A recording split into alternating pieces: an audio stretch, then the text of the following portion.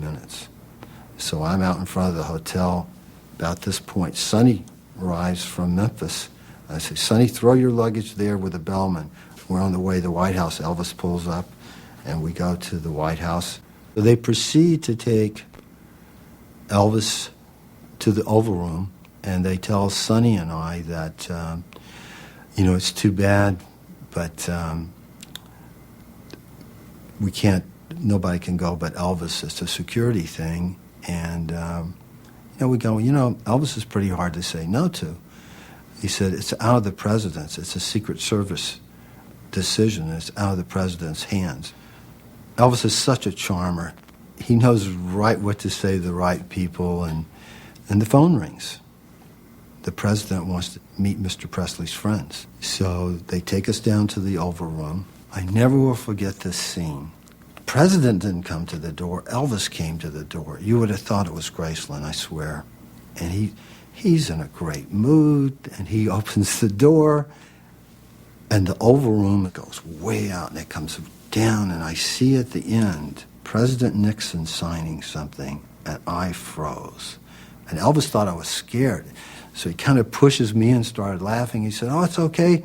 Don't be afraid. And Elvis introduces us to Nixon, and we're in the Oval Room of the White House.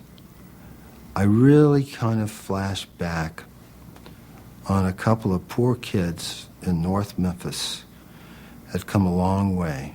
We were here with the President of the United States in the Oval Room of the White House. Elvis had really taken me a long way from where I grew up and came from, and he had come a long way himself.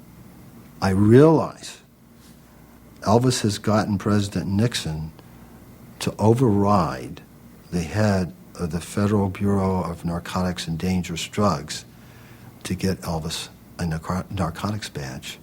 The badge comes over. Elvis was beaming. He had been on a quest for a year to get this badge. I didn't know that much about him except what I had read. But as I talked to him, I sensed, too, that basically he's a very shy man. The flamboyance was covering up the shyness. Here's one of the most conservative presidents. And don't forget, just a few years before, this was the guy that was a threat to the world, Elvis Presley.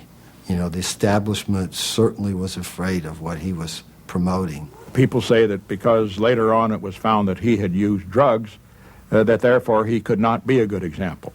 They overlooked the fact that he never used illegal drugs. It was always drugs prescribed by his physician. But I think that he was a very sincere and decent man. They became friends.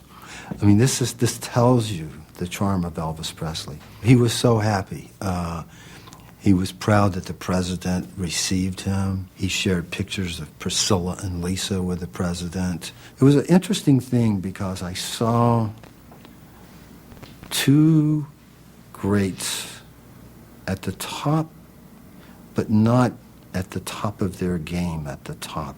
And I think they both recognized that in each other. And I think there was some kind of mutual understanding. And, they kept in contact. Well, he spent the next weeks showing the badge to everybody. He had everybody come to Graceland. I didn't make that trip because it was before I went back to work for him. He went back to Washington. He was going to see Hoover. Hoover wouldn't see him.